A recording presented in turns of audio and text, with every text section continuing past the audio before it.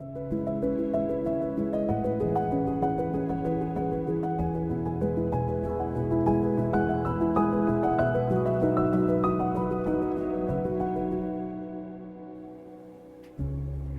¿qué tal? Bienvenidos a un programa más de Identifícate, donde toda la sociedad de todo el mundo llega a Quintana Roo y sobre todo a Cancún a traernos proyectos y mucha riqueza desde donde venga. En esta ocasión tengo a una persona muy especial porque yo lo considero mi amigo, mi primer amigo cuando llegué a Cancún, porque lo primero que hice fue: ¿dónde está la cultura? ¿Dónde están los libros? ¿Dónde está la gente que a mí me gusta? Y di con Pablo Luna. Pablo, bienvenido y gracias por aceptar mi invitación. ¿Qué tal? Muy buenos días. Muchas gracias por la invitación, de verdad. Oye, Pablo, pues bueno, creo que cualquier persona que ha llegado a Cancún y pregunta dónde está la cultura termina llegando a las puertas de Pablo Luna. ¿Por qué? ¿Qué haces tú en Cancún? ¿De dónde eres? ¿Y por qué tu labor es reconocida en Cancún y en otras partes de Quintana Roo, por supuesto? Gracias. Suena eso muy elogioso, la verdad. Ay, pero gracias. Yo soy originario de la Ciudad de México. Llegué hace 30 años. En términos sencillos, en esa época prácticamente no había manifestaciones culturales, te podrás imaginar. Cuando yo inicié este proyecto, que se llamó Utopía, realmente el nombre lleva el pecado, me dijeron con muy malas palabras que estaba yo un poco más que loco, porque, por ejemplo, estaba apoyado Utopía en la promoción de lectura. Entonces me dijeron: estás pero poco más que loco, con otras palabras, porque en México nadie lee, en Cancún menos. Aquí es un lugar de playa, de diversión, de desorden, de desmadre y alcohol y todo eso, ¿no? Entonces, estás loco, realmente aquí no hay nada, realmente hay muy poca gente que yo ya cuando inicié esto, ya estaba, por ejemplo, mi querida amiga Alejandra Flores, iniciando igual de ceros y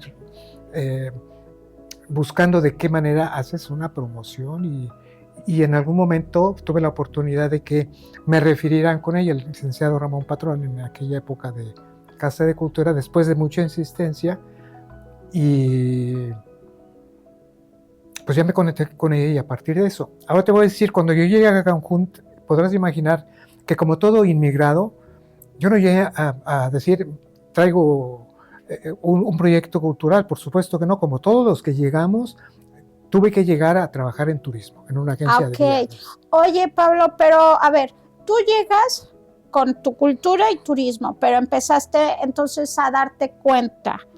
No llegaste directamente con tu proyecto cultural. No, porque tenía yo que vivir la ciudad. Ok, entonces te dedicas al tema turístico, pero tú en especial tienes una licenciatura. Sí, en Letras Hispánicas por la Facultad de Filosofía y Letras de la UNAM. Pero llega también un momento en que te empiezas a cuestionar tu destino, tu proyecto de vida. Dices... O sea, tú de joven dijiste: yo quiero vivir de leer. De la literatura. Pero obviamente cuando llego muy orondo a decirle a mi mamá: ¿en qué carrera te inscribiste, hijo? En literatura, mamá. ¿Y qué te digo? Se le borró la sonrisa de sus labios. Ok. Ay, hijo. ¿Y de qué vive un licenciado en literatura? Te vas a morir de hambre. Dime tú, o sea, y dinos a todo nuestro auditorio de Radio Croc, gente que está en la zona hotelera, gente que está cocinando, conduciendo, o sea, que están también adheridos. Si están en la cocina. ¿De qué vive un licenciado en literatura? Es muy difícil. Sí. La primera opción obviamente va a ser la docencia. Ok, es como el campo. Es el campo que está ahí, pero también tienes que hacer méritos para que tengas una plaza y tendrás que eventualmente hasta dar clases en primaria. Yo doy clases en primaria. Ok, pero nunca llegas a inscribirte una carrera así ¿Cuál es la utopía de un licenciado en literatura? ¿Dónde va a trabajar? ¿En la Real Academia de la Lengua Española? ¿O dónde? O sea, ¿dónde es como el campo a más veces, propicio? Obviamente, el número uno tiene que ser la docencia, la investigación, y hay una utopía sobre la utopía. Publicar un libro. Ok, entonces tú querías ser escritor propiamente y la única vía muy propia, académicamente hablando, era tu carrera. Pero no sabía que ese no era el camino.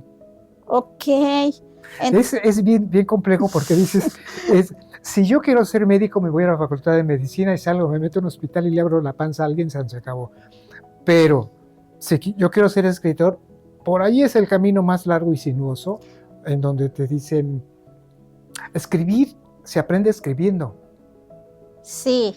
Y tienes que ser muy disciplinado, tener un proyecto bien planteado, o sea, hacer todo un esquema casi con una precisión matemática para decir... Oye, Pablo, pero entonces, ¿tú le recomiendas a esta gente que ama la literatura, a estos chavos que se van a inscribir? Porque, bueno, por algo hacen la carrera, por algo se está ofertando la carrera. Bueno, en principio no tenemos la carrera de literatura en el estado. No, pero mucha gente que dice, no, yo quiero y me voy a la Ciudad de México.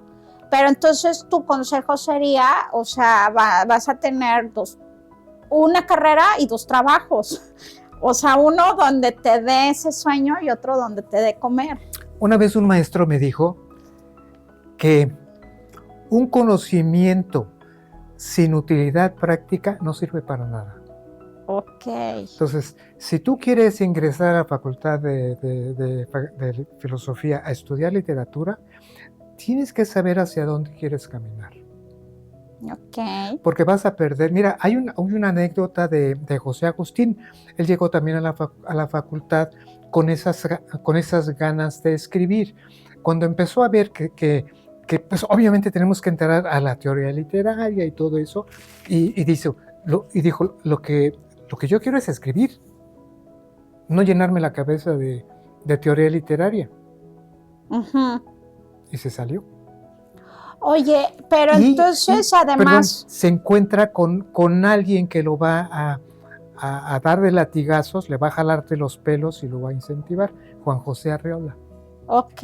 Entonces, ¿quieres aprender a escribir? Escribe. Claro. Escribe. Esto no está bien. Corrígelo.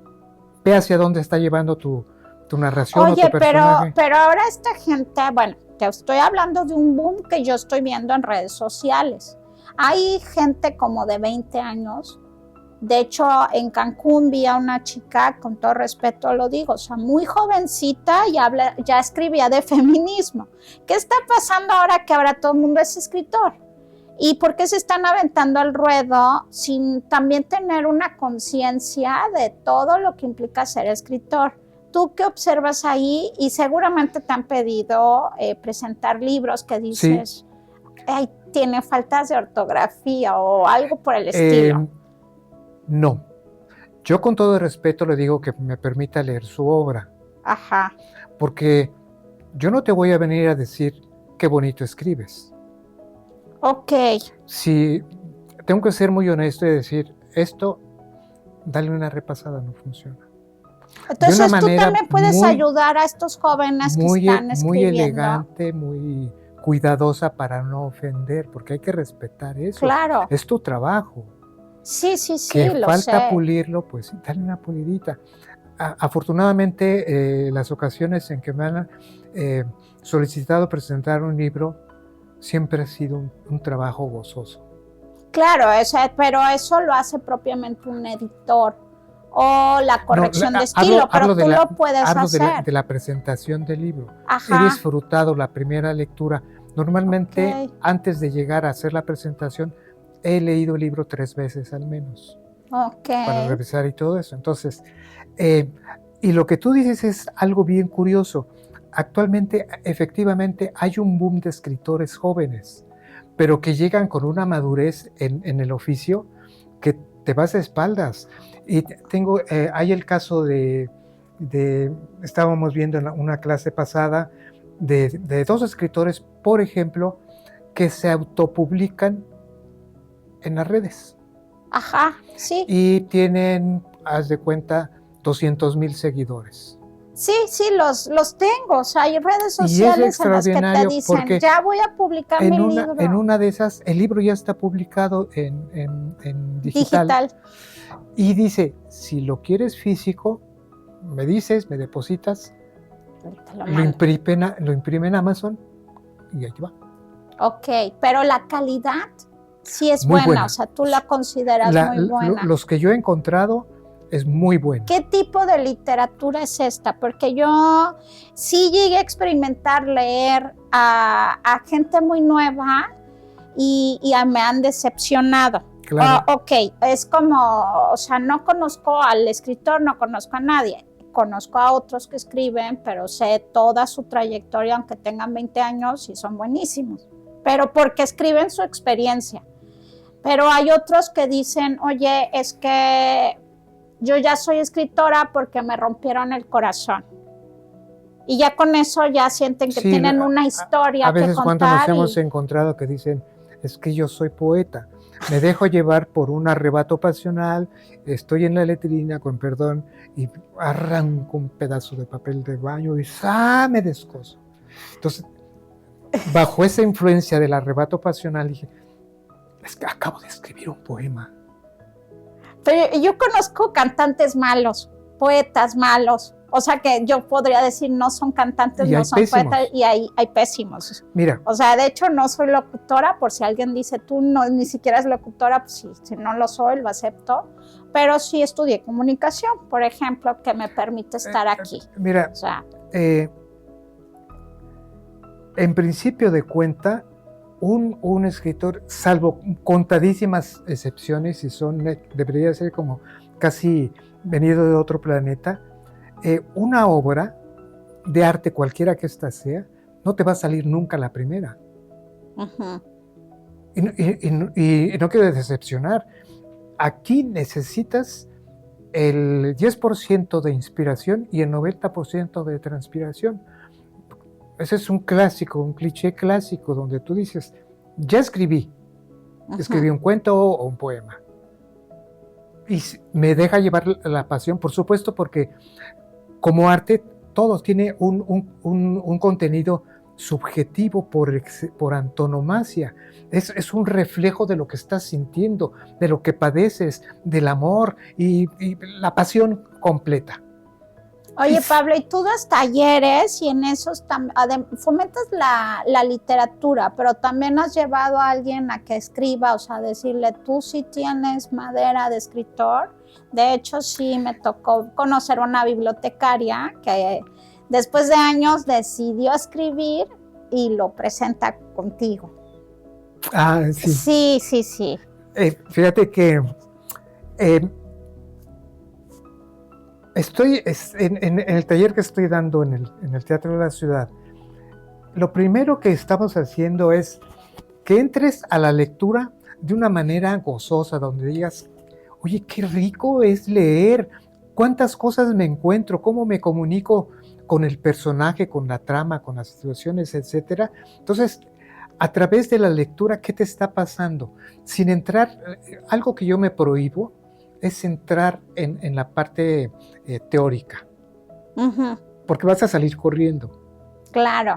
La parte teórica la vas a descubrir tú, lector. Lo único que tengo que dar es poquito, y vas entrando y vas a conocer la estructura de una novela y de un cuento, que es ahorita lo que estamos mayormente sí, yo, enfocados. Por ejemplo, tengo 20 años, 30 años siendo mucama, jardinero, gerente de un hotel, o sea, pero toda mi vida he estado trabajando y no he tenido ningún acercamiento a la literatura. ¿Qué nos recomiendas, por ejemplo, para empezar a decir, oye, me recomendaron este libro? Yo te puedo decir algo que espero que me lo tomen en cuenta los que me escuchen al corto plazo. No te vayas a la literatura, vete a la lectura. Ajá. Juan Villoro me dice, cada lector tiene su libro. Los libros son como gatitos. en algún momento te van a saltar al regazo. Ujú. Y algo bien importante, queridos, es los libros son como espejos. En un momento te vas a encontrar a ti mismo Ok. reflejado.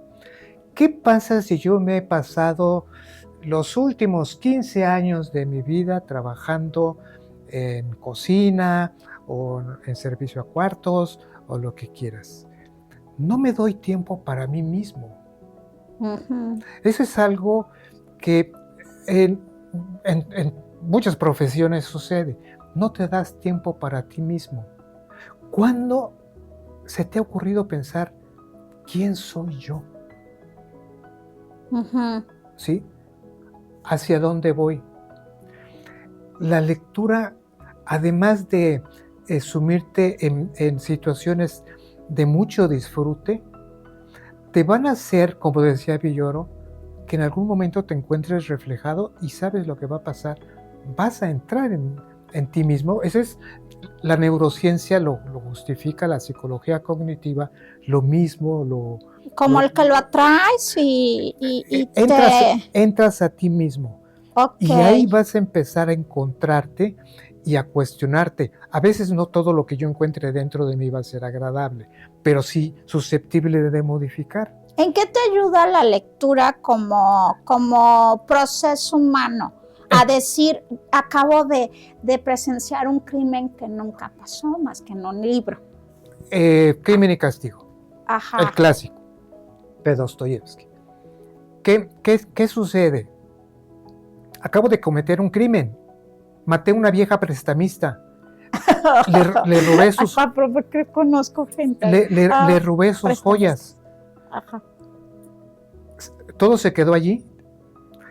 Lo que Raskolnikov empieza a sufrir es que se empieza a juzgar a sí mismo. ¿Qué hice? Tengo ya aquí las joyas. ¿Ahora qué hago con ellas? Me están quemando. Él solito se está Castigando. Se está juzgando y dice, acabo de hacer algo tremendo. Para eso sirve la novela. Ayer hablaba con un amigo y decía, Mario Vargas Llosa me decía, las novelas son mentiras. Okay, son ficciones. Exacto. Entonces, son ficciones, no nos perdamos. Tenemos que acercarnos. Ahora, quiero que quede claro. Mentira, pero muy no, pero me dice, al momento de yo abrir mi libro, hago un pacto con el autor. Niño. Yo sé que lo que me vas a contar es una mentira. Okay. Solo te pido algo. Cuéntamelo bien para que me lo crea.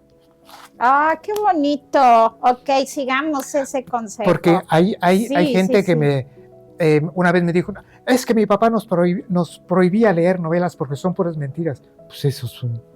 De eso se trata. De eso se trata. ¿Por qué la novela fue prohibida por la Inquisición? Porque hablaba de cosas ficticias. Y la mentira es una de las propiedades de Satanás. Ay, vaya. Hoy sí es cierto. Pero es un juego también para evitar, desde la pedagogía de los cuentos, es como darte lectura, darte fortaleza al espíritu sin que tengas que vivirlo, sino que aprendas de Caperucita Roja lo que le pasó. Eso es muy cierto porque por hablar con extraños. Yo necesito matar a alguien para saber que es horrible el asesinato. Sí, claro. No. O el robo, por supuesto. Es la enseñanza. Ir analizando. Mira, el tiempo, queridos, transcurre solamente en una dirección. Ajá. Allá no, estoy viendo a Milan Kundera. Mira.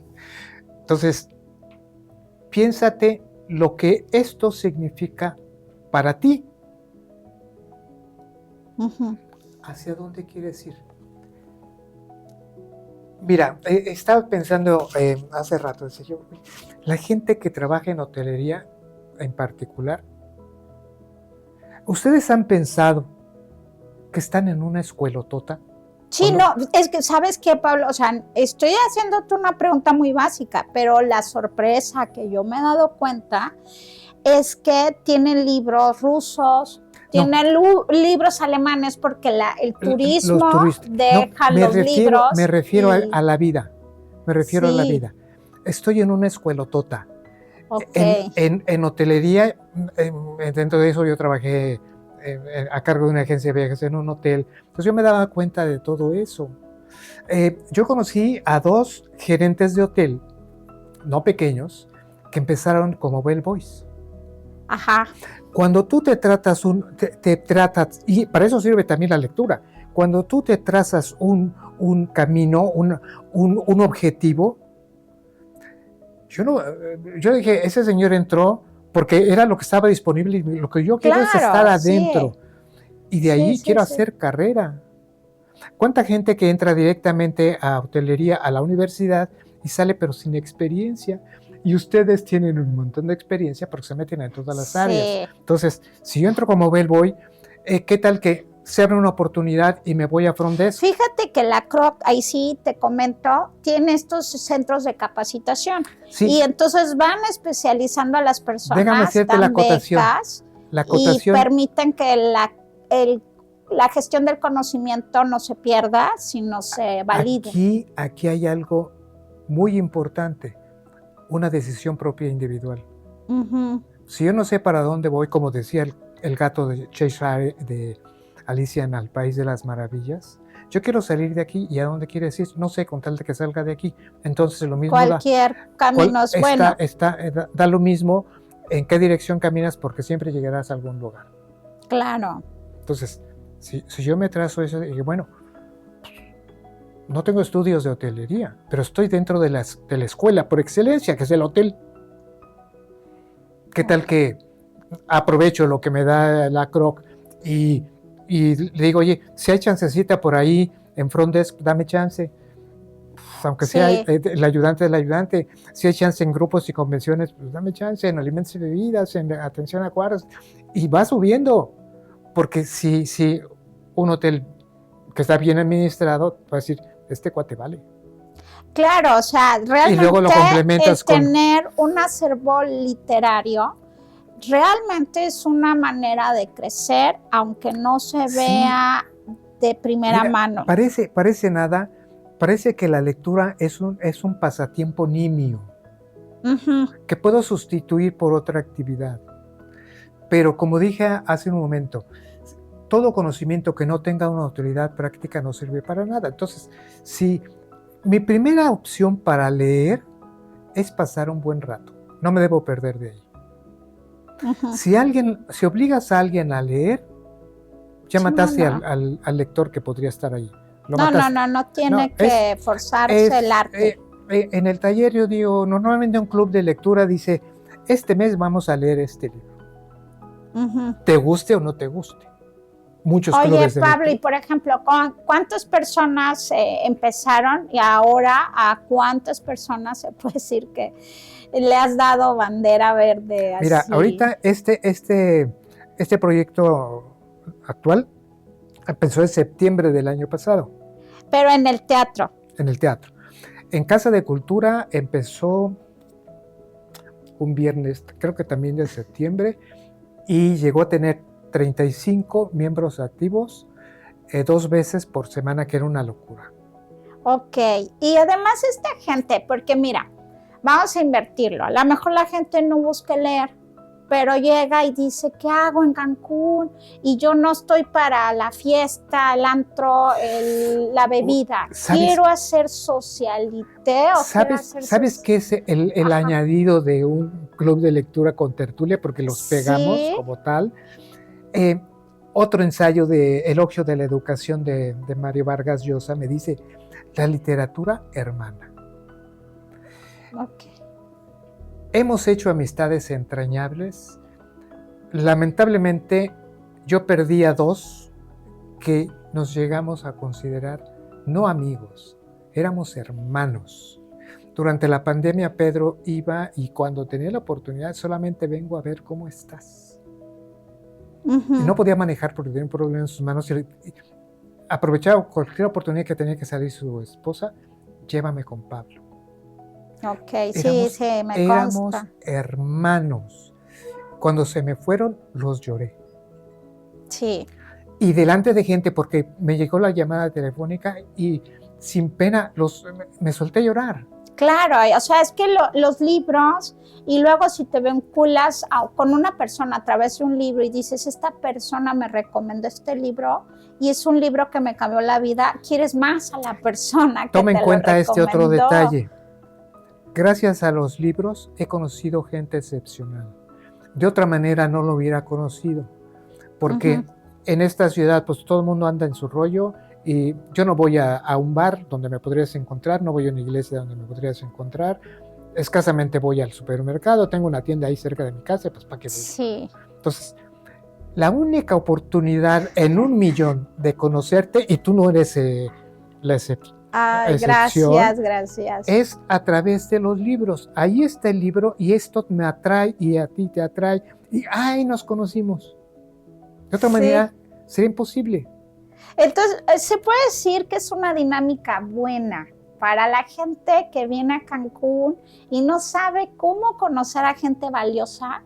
Pues sabes qué, acércate a los libros y acércate a Pablo. ¿Y cómo llegas a Pablo? Con un libro. Así, es una carnaza, es un anzuelo. Un libro para Pablo es así como... Perdón, yo me quisiera ir más.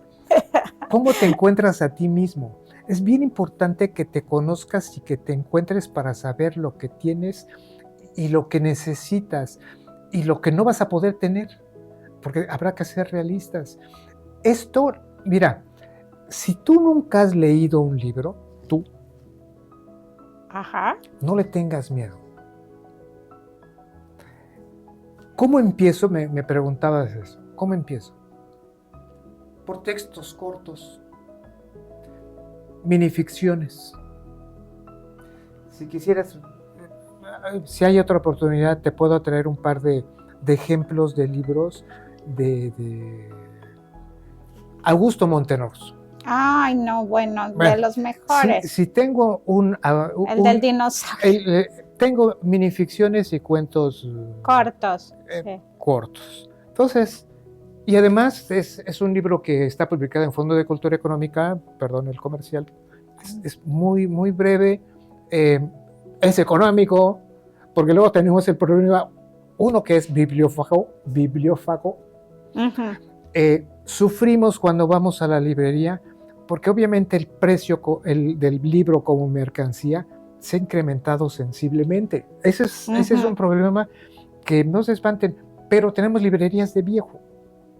No hay muchos en la ciudad. ¿Así se le llaman librerías de viejo o de segunda mano? Bueno, de donde yo vengo, de la Ciudad de México, se llaman librerías de viejo. Entonces ya así queda, librerías de viejo, o sea, no vamos a descubrir usados, el hilo negro. O libros de segunda mano. Entonces, y además hay que ser un poquito mañosos.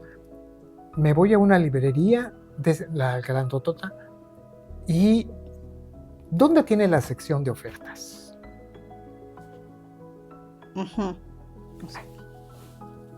Escárbale y en una de esas te encuentras, me llevé de Toscana El último lector, no sabes qué maravilla, 120 pesos. Ok. Oye, Pablo, pero, y sabes, hay gente que por el turismo, que por la vida, por las casas en renta, llegan a tener acceso a libros que en algún momento dijeron, oye, yo me tengo que mudar y quiero dejar estos libros aquí. ¿Te los pueden ir a dejar? Fíjate ¿Está mala idea? ¿Sabes algo? En el alucin. Ay, perdón, Luis. Vengo de Animal Print. Algo que me proyectó. Yo empecé a promover la lectura y los libros en un tendido en la calle, afuera del estacionamiento de Gran Plaza. Ahí me tenía en un cochecito que ya murió de viejo. Sí. Ahí estaba. Oye, Pablo, perdón la pregunta. Tú eres licenciado, eres un hombre cultísimo, muy preparado. No. Pero llegar a un tendero, ¿eso es una ruptura con el ego o es lo más así? O sea, pues son libros, o sea. ¿Cómo acerco el libro a un lector, Ajá. sobre todo los que no leen. Sí. Te lo tengo que poner en la cara. Oye, pero Dices, no, y no será que por eso a veces no se vuelve como muy digo, no es algo bonito la forma de ver a un literato? pierde el encanto y el glamour el libro, pero además no tenía lana. Ah, ok, bueno, Los eso libros fue que una saqué situación. eran de mi biblioteca y los puse a la venta. Ok. Entonces, a lo que tú me decías, un día pasó una señora, se detuvo, luego pasó una reportera de novedades. Ajá. ¿Qué estás haciendo aquí? No, pues yo me hice una entrevista, la primera. Entonces, al tiempecito, no mucho tiempo después, pasa una señora y me dice, oiga señor, mi suegra se está cambiando y tiene muchos libros. Ya los fuimos a ofrecer y dicen que los lleve. Ajá. Pero mi suegra ya no está para eso. ¿Le interesaría que le donara sus libros? Ay, no. ¿Usted va por ellos? Pero por supuesto, denme la dirección. Y es que, ¿sabes? O sea, no has encontrado aquí un libro que digas, mira, es de un famoso y trae una carta a otro famoso. Muchos. O una... Sí, no, es que en libros Cancún, te has encontrado con si dedicatorias. haces un reportaje cerrar, de historias entre fíjate, el libro a otro. Perdón, la importancia Genial. de que dices, ya fui a la dirección de la señora, pase usted, aquí arriba están mis libros. Ajá. Se me cayó el poco pelo que me queda. Sí. De ver la cantidad de libros, casi todos nuevos. Si te hablo de 1000, me quedo corto. Cuánto espacio tenía mi carro, casi hasta en el motor le metí libros, atascadísimo. Pablo, ¿hay libros buenos o malos? ¿O hay libros malos? O sea, ¿cómo catalogas tú a un libro? ¿Por sus referencias históricas o porque digas es malo porque habla mal de alguien? O sea, se puede calificar. Qué bonito que me preguntes eso, me encanta. Es que pues por eso te traje aquí para entrevistarte, porque quiero saber y juzgar un libro, como dicen, no juzgues al libro por la portada, pero hay libros que... O sea, que de estos que los satanizan, por decirlo así, la clavícula de Salomón o algo así, que dices tú, bueno, ¿es malo por la publicidad o es malo porque no lo leas? Ahórrate. Hay muchos aspectos, pero quien realmente valora el libro es el lector. Ajá. El lector es el único autorizado para decir si un libro es bueno o malo. Nos hemos encontrado incluso con que dices, no me gusta Quijote. Bueno. ¿Por qué? Bueno, a mí sí me gustó, pero sí se me hizo complejo porque las palabras, algunas ya no estaban en mi dominio, pero la historia es bellísima. Eso es algo que también me predispongo. Uh-huh. El idioma que usa Cervantes es contemporáneo prácticamente. Obviamente por la época habrá algunos requiebros sintácticos, que el idioma es algo muy vivo y se va ajustando de acuerdo a cómo va avanzando la humanidad. Algunas palabras cayeron en desuso. Uh-huh. Acuérdate, cuando eras niña, en la ciudad donde vivías, había algunas palabras que ahora ya no se usan. Claro. Sí, bueno, mi maestra de literatura lo que me aconsejaba era, o sea, para crecer culturalmente era, subraya la palabra que desconozcas y te me vas al diccionario. O sea, eso era mi manera de leer cuando yo me encontraba un libro complicado. Lo que hablo es de la supuesta uso de español antiguo. Uh-huh. Si hubiera escrito Cervantes en español antiguo, te lo aseguro que no lo podrías leer. No. Un ejemplo de español antiguo es cuando el cantar del Mío Cid. eso, normalmente hay editoriales que publican una edición bilingüe, en español antiguo y en español contemporáneo. Ahí sí. ¿Y por qué ese libro?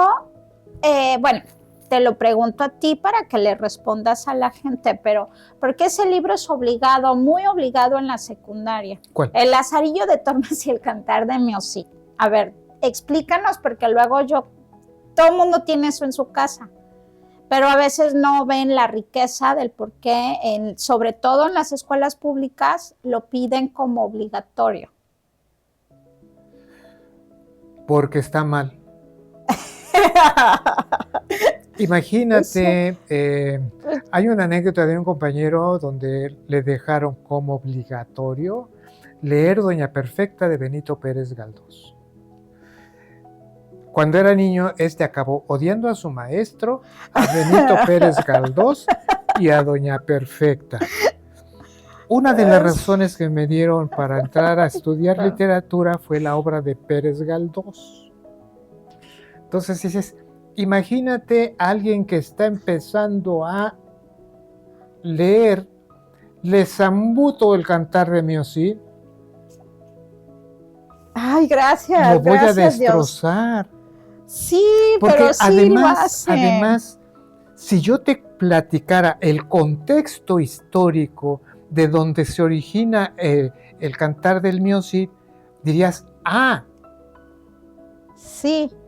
Ya estamos hablando de otra cosa, porque eso es algo que también, si te voy a meter a literatura clásica, dale un Pero embargo. pues no es tan mexicano como para que o sea, no es ni mexicano para que no los estén tatuando. ¿Sabes qué? Un libro que me dejaron leer por obligación y le agradecí a mi maestro, Los de Abajo de Mariano Azuela. Me encantó. Y estaba yo naciendo como lector, porque digo, debe haber sido en secundaria, y me digo, pues, léanse Los de Abajo de Mariano Azuela. Tanto me gustó, entregué mi tarea, que fui a buscar otro libro de Mariano Azuela, y otro de Mariano Azuela, y otro de Mariano Azuela.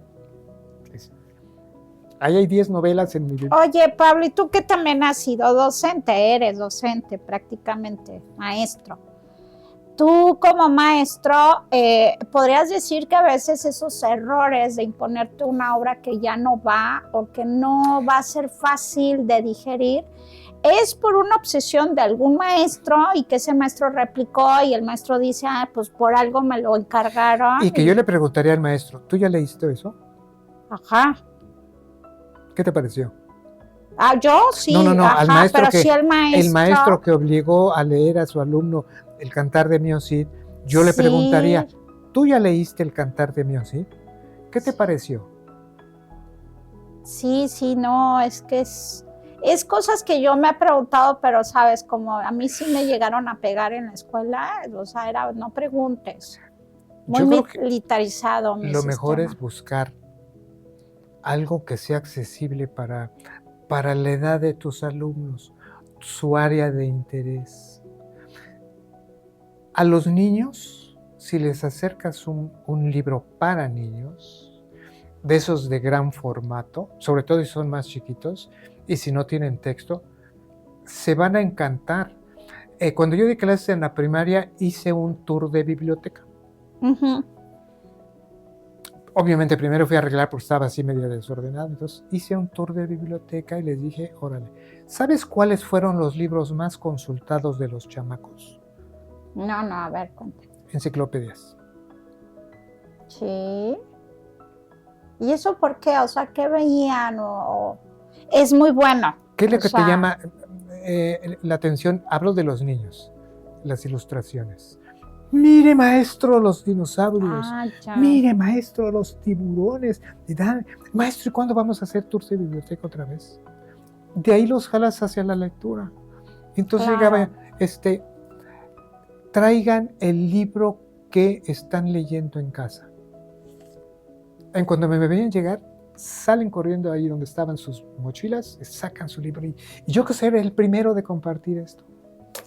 Oye, Pablo, y a ver, vámonos un poquito a la distopía de lo que yo percibo. y que también tú dominas ese ámbito. Yo estoy percibiendo algo, que se está distribuyendo mucho los libros de toda índole y sobre todo de los griegos. El estoicismo está muy de moda, pero estamos apostando mucho a lo digital. ¿Y tú crees que así como que bajita la mano pueden estarse estos libros que ya se consideran viejos, impresos, como fuera de moda, pero que es un riesgo muy grande tenerlo todo digital porque un día pueden desaparecer? ¿O estoy muy novelesca? Un buen libro no tiene edad. Un buen libro trasciende la geografía, el idioma y el tiempo. Hay 3 formas de acercarse a la lectura. Obviamente el libro físico, que para mi gusto personal, y eso es muy personal, es el que yo prefiero. No hay nada como el contacto físico, eso también es una cuestión psicológica, el contacto físico con el objeto libro. ¿Qué te genera? Me genera placer. Cuando mis hijos nacieron, les regalé unos libros de esponja para que se bañaran con ellos. Tenía, pues ya sabes, dibujitos y todo eso. Lo que yo quería transmitirles era que reconocieran un objeto llamado libro, en donde encontraba en principio ilustraciones. Después, el acto de abrirlo ya es un ejercicio. Ya es un ejercicio. Después les leía. La atención, las la leía escucha. Para que ellos se dieran cuenta que de aquí brotaban cosas. Entonces, tenemos el acercamiento al libro físico, obviamente al libro digital y el audiolibro. Son las 3 opciones. Efectivamente, la tecnología es como un monstruo que se devora a sí mismo, porque tenemos un problema de mercadotecnia en donde se crea la obsolescencia dirigida. Yo tengo mi telefonito que está muy bueno, pero me dicen, se lo sacan de allá y tengo que hacerte una actualización a tu WhatsApp. ¿Pero qué crees? Tu teléfono ya no da. Ya no es compatible con la actualización, por decirte, de WhatsApp. ¿Qué significa? Cómprate otro. Claro. ¿Cómo se llaman las tabletas estas? ¿Kobe o cómo se llaman? Bueno, las tabletas que se usan para lectura de libros. Kindle, ajá. El Kindle. Ya hay versiones nuevas y ya lo otro ya no funciona. Y entonces lo que te están vendiendo en sí es la tablet, pero el libro se rescata. No le estamos apostando a la humanidad a tener todo digitalizado y en un apagón pasa lo que la Biblioteca de Alejandría. O sea, lo estoy viendo por un tema de que está pasando en información muy confidencial de ciertos gobiernos en donde la base de datos desapareció convenientemente, o sea, fue algo dirigido. Claro, pero estamos hablando de un tema más de otra naturaleza, pero, por ejemplo, Humberto Eco, ¿qué nos decía? Los libros nunca van a desaparecer. ¿Hay algo que sustituya a la cuchara? ¿Hay algo que sustituya a las tijeras? Era un genio, ¿verdad? Eso es que cuando parece muy sense, si otro día me invitas, les platico un poquito de la historia del libro y de la historia del libro en México, la llegada de Quijote a México, la primera imprenta que se establece en la Ciudad de México, que no se llamaba la Ciudad de México. Entonces, este formato... ¿Quién inventa el libro? El libro como tal, o sea... El libro como lo conocemos ahorita, sí. Pues obviamente es cuando llega la imprenta con Gutenberg. Ajá. Obviamente. Pero que igual escrito y todo, o sea, que dices, ya se inventó la escritura, ahora haces un papiro, ahora haces esto, pero después alguien dijo, oye, y si apilas una hoja no nos va a alcanzar el tiempo. Ay, bueno, tenemos 10 minutos. Mira, el gran invento de la humanidad, permítanme el derrape, no es la rueda.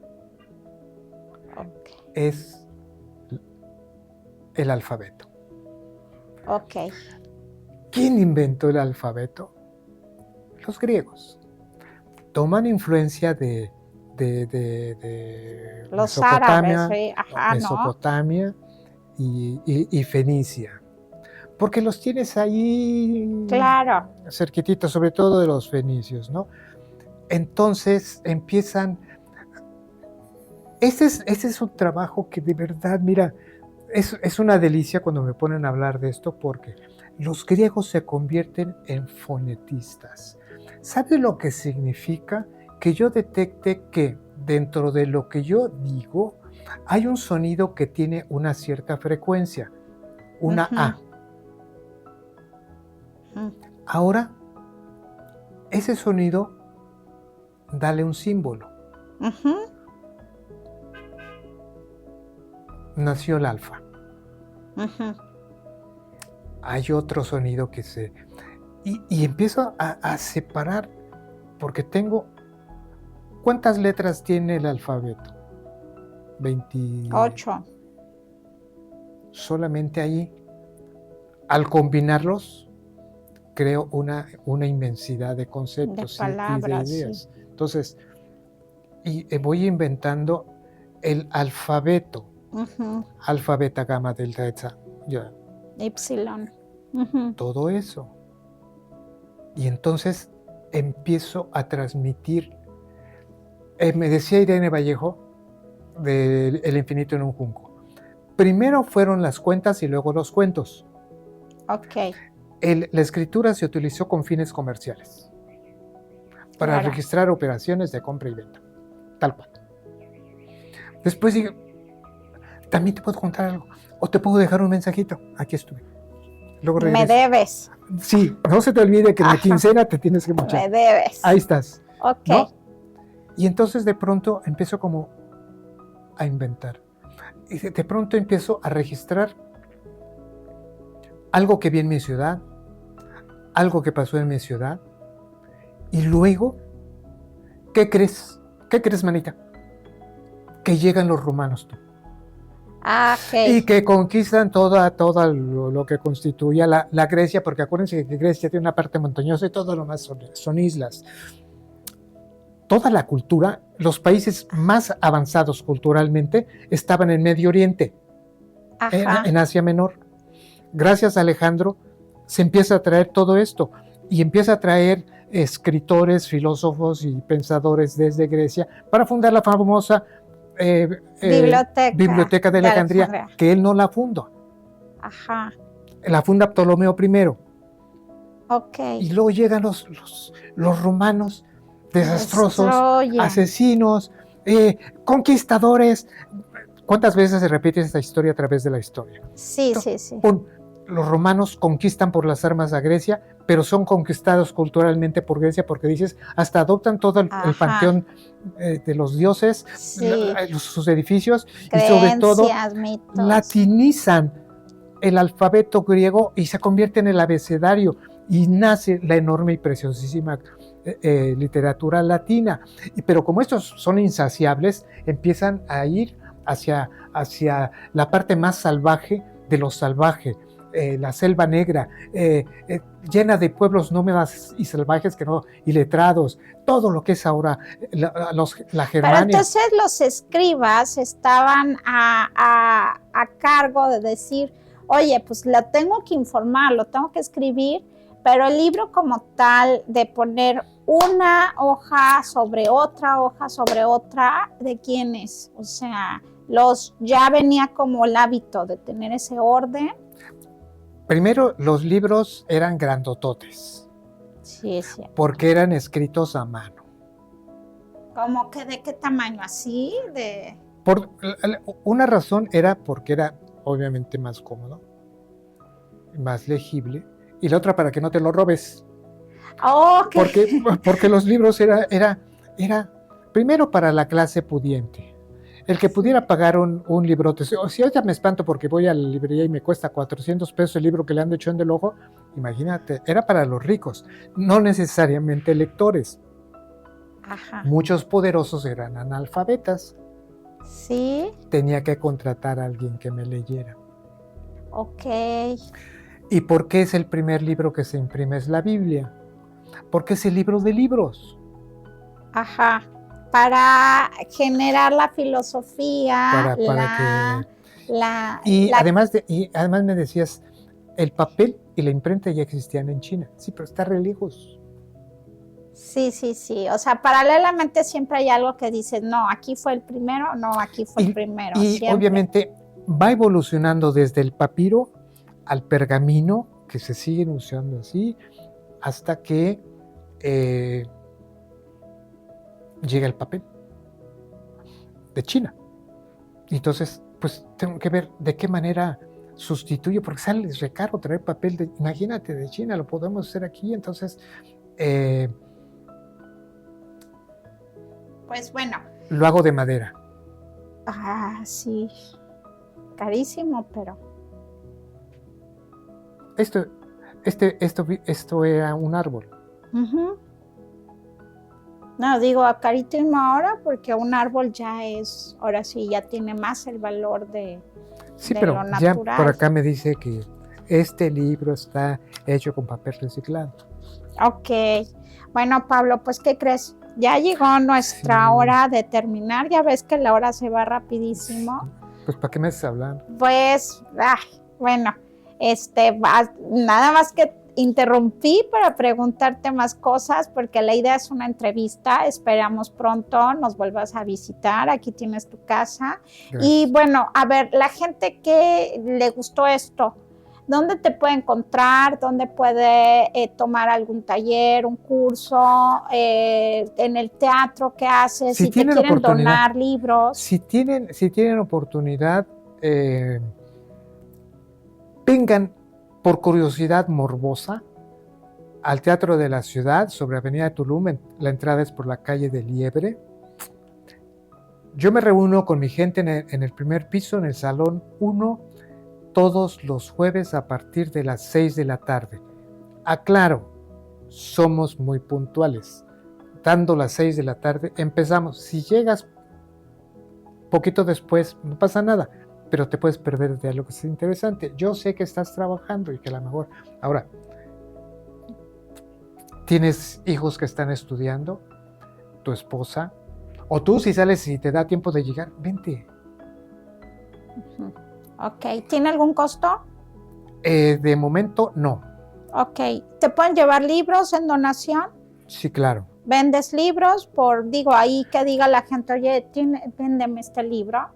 Tú, o sea, no de parte del teatro, pero que alguien diga, sí. Oye, ese libro lo he buscado o me lo regalas. De vez en cuando llevo libros. Lamentablemente tuve que cerrar porque me pidieron el local y me subían mucho la renta.